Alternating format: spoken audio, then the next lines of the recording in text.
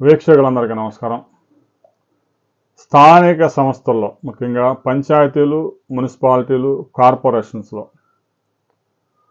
పంచాయతీల్లో సర్పంచ్ని ఎన్నుకునే విధానం నేరుగా ఉన్న మండలాల్లో మండల ప్రెసిడెంట్ని ఎన్నుకోవడం, అందుకోసం జడ్పీటీసీలు ఓటు వేయడం, ఇక మున్సిపాలిటీల్లో కౌన్సిలర్లు, కార్పొరేషన్లో కార్పొరేటర్లు వీళ్ళంతా కలిపి మేయర్ని, అక్కడ మున్సిపల్ చైర్మన్ని ఎన్నుకునే విధానం గడిచిన 35 సంవత్సరాలుగా మనం చూస్తూనే ఉన్నాం. ఈ విధానం వల్ల కొన్ని ప్రయోజనాలు, కొన్ని అపశృతులు కూడా జరుగుతూ ఉన్నాయి. గ్రామ సర్పంచ్ అంటే నేరుగా ఓటేస్తారు కాబట్టి గ్రామ సర్పంచ్ ఎవరు అనేది తెలిపోయింది. ఇక వార్డు మెంబర్కి ఒక ఓటేస్తారు. మండలంలో ఈ వ్యవస్థ లేదు.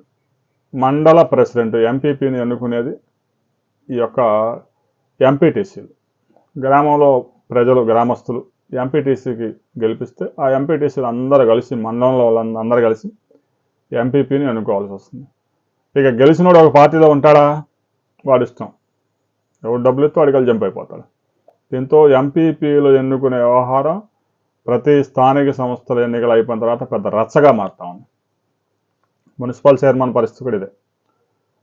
ఇక కార్పొరేషన్లో కూడా ఇలాంటి దుస్థితే దాపరించింది. ఎన్నికలు అయిపోయిన తర్వాత భారీ మెజార్టీ వస్తే పర్వాలేదు, కానీ 2, 3, 4, 5 సీట్లు తేడా వస్తే మాత్రం మొత్తం క్యాంపులు ఏర్పాటు చేస్తూ ఉన్నారు. దీంతో రాష్ట్ర ప్రభుత్వం తాజాగా ఒక ఆలోచన చేస్తూ ఉంది. ఎంపీపీని కూడా నేరుగా ఎన్నుకునే విధానం గతంలో ఉండేది. 1989లో మండల ఎన్నికలు జరిగినప్పుడు నేరుగా ఎంపీపీకి ఓటు వేసి జనం ఎంపీపీని ఎన్నుకునేవాళ్ళు. ఇక జడ్పీ చైర్మన్ కూడా అదే పరిస్థితి ఉండేది. తర్వాత రాజ్యాంగ సవరణ చేశారు. ఏదైతే అసెంబ్లీలో ఎమ్మెల్యేలు అంతా కలిసి ముఖ్యమంత్రిని ఎలా ఎన్నుకుంటారో అదే విధంగా కూడా మండలాల్లో ఈ ఎంపీటీసీలు వ్యవస్థను తీసుకొచ్చారు.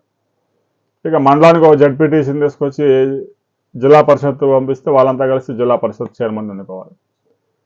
ఈ విధంగా నేరుగా ఎంపీపీని ఎన్నుకునే పరిస్థితి లేదు.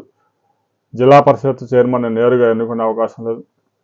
మున్సిపల్ చైర్మన్ని నేరుగా ఎన్నుకునే అవకాశం లేకుండా పోయింది. మేయర్లని నేరుగా ఎన్నుకునే అవకాశం లేకపోయింది. దీంతో ఎంపీటీసీలకి, జెడ్పీటీసీలకి కొమ్ములు వస్తూ ఉన్నాయి. తర్వాత ఎలాగో గెలిచిన తర్వాత వాళ్ళని ఎన్నుకున్న తర్వాత ఎలాగో వీళ్ళతో పని ఉండదు. అధికారాలు ఉండవు, విధులు ఉండవు, నిధులు ఉండవు. ఆ ఎంపీటీసీలు ఎందుకు పోటీ చేస్తారో తెలియదు, ఎందుకు 5-6 లక్షలు ఖర్చు పెడతారో 10 లక్షలు ఖర్చు పెడతారో కూడా తెలియదు. అంత దారుణమైన పోస్టులు.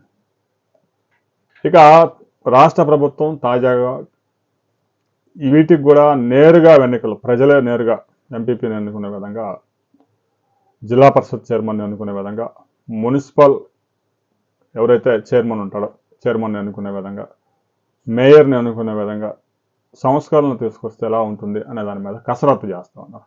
ఎందుకంటే స్థానిక సంస్థల ఎన్నికలు అయిపోయిన తర్వాత, ఫలితాలు వచ్చిన తర్వాత ఒక 4 రోజుల పాటు ఇదే రచ్చ. దీనికి ఫుల్ స్టాప్ పెట్టేందుకు ముఖ్యమంత్రి చంద్రబాబు నాయుడు కసరత్తు చేస్తూ ఉన్నారు. ప్రజల అభిప్రాయాలు కూడా స్వీకరిస్తూ ఉన్నారు. గ్రామాల్లో ఈ యొక్క ఏదైతే ఎంపీటీసీల వ్యవస్థ ఉందో అది ఉండుగం లాంటిది. అంటే ఉపయోగం లేని అవయవం లాంటిది. వాళ్ళ వల్ల ఏం ఉపయోగం ఉండదు. ఆ జడ్పీటీసీలు కూడా అదే పరిస్థితి. నేరుగా ఎంపీపీ, నేరుగా జడ్పీ చైర్మన్ ఎన్నుకునే వ్యవస్థ రావాలి. ఒకసారి అనుకుంటే 5 సంవత్సరాల దాకా వాడిని బీగటం, ఈయన బీగటం, 2 సంవత్సరాలు, 3 సంవత్సరాలు ఈ రాజకీయాలతోనే సరిపోతా ఉంది. ప్రజలు మీరు కూడా మీ అభిప్రాయాలు తెలియజేయండి. గ్రామం నుంచి మండలానికి రిప్రజెంటేషన్ ఉండాలంటే సర్పంచ్ ఆల్రెడీ ఉంటాడు. సర్పంచ్కి అవకాశం కల్పించండి. గ్రామంలో సర్పంచ్ ఉంటాడు, రిప్రజెంటేషన్ ఉంటుంది. అలా కాకుండా ఎంపీటీసీ, ఒక చిన్న గ్రామం ఉంటే 300 ఓట్లు ఉంటే ఈయన తీసుకెళ్ళి ఇంకో ఊళ్ళో వేసి ఆ ఊళ్ళో ఎంపీటీసీ ఉంటుంది. అలాంటి పరిస్థితులు ఉన్నప్పుడు అసలు ఎంపీటీసీ వ్యవస్థ, జడ్పీటీసీ వ్యవస్థ వచ్చిన తర్వాత స్థానిక సంస్థల ఎన్నికల రచ్చగా మారాయి. లక్షలు ఖర్చు పెట్టడం, చాలామంది ఈ రాజకీయాల్లో దిగి కొంపలు ఆరిపోతా ఉన్నాయి. దీనికి సంబంధించి ప్రతి ఒక్కరు మీరు కూడా మీ అభిప్రాయాలు తెలియజేయండి. జడ్పీటీసీకి 50 లక్షలు, ఎంపీటీసీకి 10 లక్షలు ఖర్చు పెట్టడం అవసరమా? ప్రజలు నేరుగా ఎన్నుకొని అసలు ఈ వ్యవస్థ రద్దు చేస్తే ఎలా ఉంటుంది అనే విషయాన్ని ప్రతి ఒక్కరు మీ అభిప్రాయాలు కామెంట్ చేయండి.